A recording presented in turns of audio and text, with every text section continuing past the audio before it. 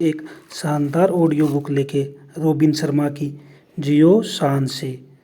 इस audio book में दोस्तों एक बार एक आदमी हिमालय पर्वत पर जाता है और चढ़ाई शुरू करने लगता है, क्योंकि हिमालय पर्वत की चोटी पर जाना उसका सपना था।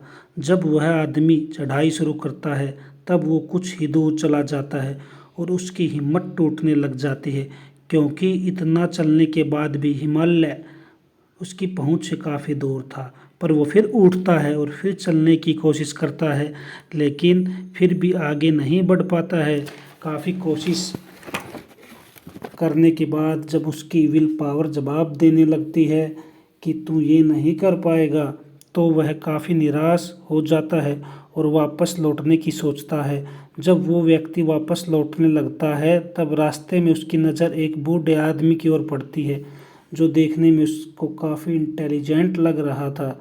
उसके बाद वह व्यक्ति अपना दुखी मन लेकर उस बूढ़े आदमी के पास चला जाता है और उनसे पूछता है कि बाबा, मैं इस हिमालय की चोटी पर पहुंचना चाहता हूं और ये मेरा सपना है, पर मैंने हिमालय पर्वत पर चढ़ने की कितनी भी कोशिश कर ली पर मैं नहीं चढ़ पाया। अगर आप इसमें मेरी कोई मदद कर सकते हैं तो प्लीज़ मेरी मदद ज़रूर कीजिए और मुझे बताएं कि मैं हिमालय की चोटी पर कैसे पहुंच सकता हूं। उस हारे हुए व्यक्ति की बात सुनने के बाद वो बूढ़ा आदमी कहता है कि देखो, जिस सोच के साथ तुम वहां पर जा रहे हो, उस सोच के साथ तुम हिमालय की चोटी पर, तो क्या तुम हिमालय के आधे रास्ते पर भी नहीं पहुंच पाओगे, क्योंकि तुम्हारी सोच तुमसे यह बार बार कह रही है कि हिमालय की चोटी बहुत दूर है और तुम थक चुके हो। जबकि असल में तुमको ये सब सोचने के बजाय तुम्हें अपने अगले कदम के बारे में सोचना चाहिए। मतलब तुम्हारी मंजिल कितनी दूर है यह सोचने की बजाय तुम्हें अपना सारा ध्यान अपने अगले कदम पर केंद्रित करना चाहिए। बूढ़े आदमी की बात सुनकर उस व्यक्ति को यह रियलाइज होता है कि वो कहाँ गलती कर रहा था। इसके बाद फिर से वो जोश के साथ हिमालय की चोटी पर चढ़ने की कोशिश शुरू करता है, लेकिन इस टाइम वह सिर्फ अपने अगले स्टेप के बारे में ही सोचता है। एक एक कदम पर ध्यान देने की वजह से वो आदमी बिना ज़्यादा थके कब हिमालय की चोटी पर पहुंच जाता है उसे खुद भी पता नहीं चलता। दोस्तों, ठीक वैसे ही हम सभी को भी कोई ना कोई सपना या लक्ष्य ज़रूर होता है, जिसे पूरा करने के लिए हम बहुत मेहनत करते हैं, ताकि भविष्य में हमें उस तरह की ज़िंदगी जीने को मिले जैसी हम चाहते हैं। लेकिन उस डिज़ायर लाइफ को पाने के चक्कर में जितना हमें हार्ड वर्क करना चाहिए उतना हार्ड वर्क हम नहीं कर पाते हैं, क्योंकि हमारे अंदर कितना पोटेंशियल है इसका कोई अंदाज़ा नहीं होता। इसलिए बस थोड़ा सा बहुत एफर्ट लगाकर हम चीज़ों को क्विट कर देते हैं और उसके बाद हम लाइफ टाइम ऐसे ही अपनी ज़िंदगी को कोसते रहते हैं, या फिर अपने हर फेलियर का इल्ज़ाम हम दूसरों पर लगाने लगते हैं, जबकि हम अपने ट्रू पोटेंशियल को आइडेंटिफाई करना हमारी सोच से भी ज़्यादा आसान है। दोस्तों, इस किताब के लेखक रोबिन जी ने अपनी मेगा लिविंग बुक में कुछ ऐसे टिप्स बताए हैं जिन्हें 30 दिन तक फॉलो करके आप अपने असली पोटेंशियल तक आसानी से पहुंच पाएंगे।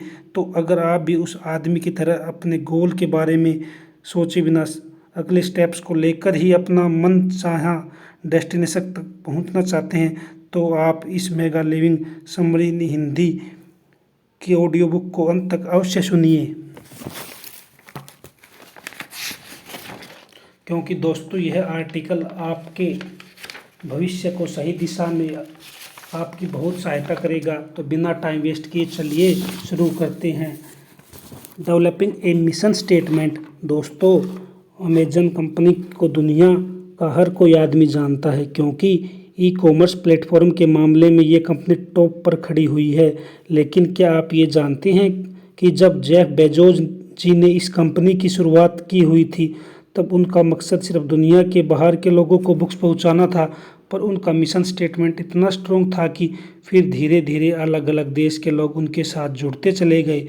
फिर जब जेफ बेजोस जी को लगा कि ऑडियंस कुछ ज़्यादा ही हो गई है, तब उन्होंने साल 2007 में अमेजोन किंडल को शुरू करा, ताकि जो लोग अपने साथ किताबों को लेकर नहीं जा सकते हैं वे लोग सिर्फ PDF को पढ़कर ही नॉलेज ले लें। और फिर किंडल के हिट हो जाने के बाद उन्होंने धीरे धीरे और अलग तरह के प्रोडक्ट्स को अपनी कंपनी में ऐड करते गए और आज इस कंपनी को टक्कर देने वाला कोई भी नहीं है। दोस्तों, दुनिया के हर कामयाब इंसान का कोई ना कोई मिशन स्टेटमेंट ज़रूर होता है। जैसे मार्क जुकरबर्ग का मिशन स्टेटमेंट लोगों को एक दूसरे से कनेक्ट करना था और बिल गेट का मिशन स्टेटमेंट था घर घर में कंप्यूटर को पहुंचाना था और एलोन मस्क का मिशन स्टेटमेंट था स्पेस में जाने वाले रॉकेट्स का दोबारा इस्तेमाल में लाना। दोस्तों, बेसिकली मिशन स्टेटमेंट का मतलब होता है वैल्यू या कोई ऐसी चीज़ जो आप दूसरों को देना चाहते हैं, यानी कि आपका कोई ऐसा काम जिसे आप चाहते हैं कि पूरी दुनिया याद रखे। हर इंसान के पास उसका मिशन स्टेटमेंट का होना बहुत ज़रूरी है। अगर आपके पास कोई मिशन स्टेटमेंट नहीं है तो आपका हाल उसी ड्राइवर की तरह हो जाएगा जो बिना किसी डेस्टिनेशन के बस चलाता जाता है, जिससे एक टाइम ऐसा आता है कि वो रास्ता ही भटक जाता है और वो कहीं पर भी नहीं पहुंच पाता है। इसलिए लेखक रॉबिन शर्मा जी कहते हैं कि अपने भविष्य को सही दिशा देने के लिए अपना एक मिशन स्टेटमेंट बनाओ। अगर आपको ये समझ में नहीं आ रहा है कि खुद का एक मिशन स्टेटमेंट आखिर कैसे बनाना चाहिए, तो आप सीधे वो चीज़ लिख लो जो आप दूसरे के लिए करना चाहते हैं और जिससे उनको कुछ ज़्यादा फ़ायदा हो रहा मिल सके। जैसे जैसे आप आगे बढ़ते रहेंगे वैसे वैसे आप अपने मिशन को ही ज़्यादा मॉडिफाई कर सकते हैं और इस काम के लिए आपको सिर्फ 30 दिन ही देने हैं और इसी दौरान आप खुद में देखेंगे कि आपकी सोच काफ़ी बदलाव आ चुका है। Limitless living. दोस्तों, फेमस बॉडी बिल्डर और एक्टर आर्नोल्ड शिवजनेगर ने शुरू में ही अपने ट्रेनर से कहा था कि मैं आगे चलकर ज़रूर मिस्टर यूनिवर्स बनूंगा, और उस टाइम में वो बहुत ज़्यादा पतले हुआ करते थे और उनकी फाइनेंशियल कंडीशन भी इतनी खास नहीं थी कि वो मसल्स बिल्डिंग को अफोर्ड कर पाएँ। आर्नोल्ड की यह बात सुनकर जिम ट्रेनर कहते हैं कि मिस्टर यूनिवर्स बनना कोई बच्चों का खेल नहीं है, इसके लिए प्रॉपर डाइट और ट्रेनिंग इन सब की ज़रूरत पड़ती है। मेरी मानो तो तुम इस तरह के सपने देखना बंद कर दो क्योंकि ये तुम्हारी पहुंच से भी बाहर हैं। लेकिन आर्नोल्ड ने तब उनकी बातों पर ज़्यादा ध्यान नहीं दिया और उनके पास जितने भी पैसे मौजूद थे उन पैसों से उन्होंने अपनी ट्रेनिंग शुरू कर दी। और आज सभी जानते हैं कि आर्नोल्ड जी आज किस लेवल पर हैं। वो आज मिस्टर यूनिवर्स तो हैं ही, उसके साथ वो एक एक्टर और अमेरिका देश के गवर्नर भी रह चुके हैं। दोस्तों, यह सब संभव हो पाया क्योंकि आर्नोल्ड श्वार्ज़नेगर ऐसे लोगों में से नहीं थे जो कि दूसरों के एडवाइस पर चलते हों। उन्होंने कभी भी अपनी लिमिट्स को अपने ऊपर हावी नहीं होने दिया और हमेशा अपने लिमिट्स को पुश करते गए, जैसे डेविड गोगिस ने अपनी लाइफ में किया था। दोस्तों, इसी तरह हमारे आसपास भी कई लोग हैं जो हम पर लिमिट्स लगाते रहते हैं और बार बार ये दिखाने की कोशिश करते हैं कि ये जो तुम कर रहे हो ये बिल्कुल भी ठीक नहीं है, जिससे हमारा ज़्यादातर टाइम हमारा माइंड खुद ये सोचने के लिए मजबूर हो जाता है कि हो सकता है कि ये सच बोल रहे हों।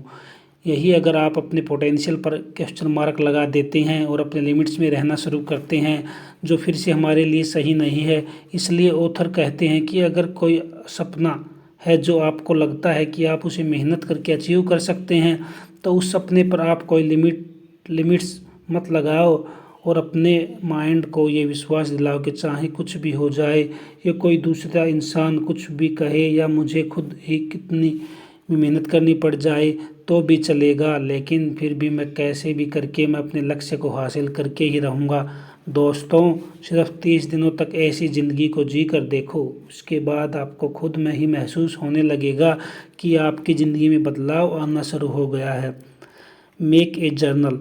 दोस्तों, स्टडी रिसर्च में यह पाया गया है कि जो लोग हर रोज़ जर्नल लिखना पसंद करते हैं उन लोगों की लाइफ बेहतर होती है उन लोगों से जो लोग जर्नल नहीं लिखते हैं, क्योंकि हर रोज़ जर्नल लिखने से उनके कई सारे फ़ायदे मिलते हैं, जैसे कि उनकी मेमोरी इंक्रीज होती है, उनका कॉन्फिडेंस बढ़ जाता है, वो किसी भी प्रॉब्लम को बहुत ही अच्छी तरीके से सॉल्व कर लेते हैं। मतलब ओवरऑल आप ये समझ सकते हैं कि जर्नलिंग करने से आपको यह पता लग जाएगा कि आपकी एग्जैक्ट प्रॉब्लम क्या है और किस तरह से आप उस प्रॉब्लम को सॉल्व कर सकते हैं। इसलिए अगले 30 दिनों तक आपको एक पेपर और एक पेन लेना है और जो भी अपने गोल सेट किए हैं उनको डिस्क्राइब करना है। जैसा कि आपका गोल क्या है, आप उस गोल को कितना अचीव कर चुके हो और उस गोल की वजह से आपकी लाइफ में कितना बदलाव आ चुका है। ऐसा करने से आप अपनी लाइफ में चल रही सिचुएशन को ट्रैक कर पाएंगे और इससे उसमें प्रोग्रेस ला पाएंगे। दोस्तों, हमारे माइंड का फोकस दिन भर दिन कम होता चला जा रहा है। लोग सिर्फ मिनट में ही डिसाइड कर लेते हैं कि क्या उनके लिए सही है और क्या उनके लिए बुरा है, जो और कुछ नहीं बल्कि इस बात का साइन है कि हमारा कंसंट्रेशन लेवल दिन पर दिन कम होता चला जा रहा है। लेकिन दोस्तों, आप इसे नज़रअंदाज करने की कोशिश भी मत करना, क्योंकि ये चीज़ भविष्य में नाकाम होने का एक बहुत ही बड़ा कारण बन सकता है। क्योंकि कम एकाग्र शक्ति होने की वजह से आप किसी एक चीज़ में फोकस नहीं कर पाएंगे और आप डाइवर्ट हो जाएंगे। इसलिए अगले 23 दिनों के लिए अपनी एकाग्रता शक्ति को बढ़ाने के लिए आपको आपके माइंड को फोकस कराना होगा, वो भी बिना डिस्ट्रैक्ट हुए। और ऐसा करने से हम लेखक 2 तरीके सजेस्ट करते हैं और वो 2 तरीके हैं। पहला तरीका यह है कि जब आप रात को सोने के लिए बेड पर लेट जाओ तब अपनी आंखें बंद करके अपना पूरा फोकस अपनी सांसों पर ले आना और देखना कि आप कितनी देर तक कर पा रहे हो। इससे आपको पहले ही बार में यह अंदाज़ा हो जाएगा कि आखिर आपकी एकाग्रता किस लेवल पर है। दूसरा तरीका यह है कि आप अपनी मनपसंद किताबें भी पढ़ सकते हो। दोस्तों, यह भी अपनी एकाग्र शक्ति के बारे में जानने का एक बहुत ही आसान तरीका है। इन दोनों ही चीज़ों में जब आपका कंसंट्रेशन ब्रेक होने लगे तब आप उस पर फिर से कंसंट्रेट करने की कोशिश कीजिएगा। ये सुनने में आपको एक नॉर्मल सा काम लग रहा है, लेकिन ये छोटी सी प्रैक्टिस आपके लाइफ में बहुत बड़ा बदलाव ला सकती है।